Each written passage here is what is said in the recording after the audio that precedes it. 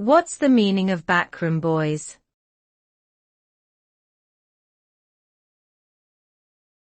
Backroom boys.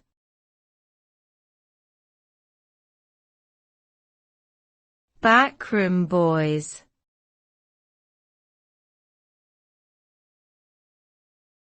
Backroom boys.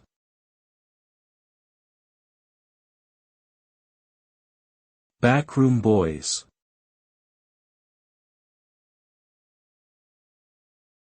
The term backroom boys refers to a group of people, typically men, who work behind the scenes in an organization or project.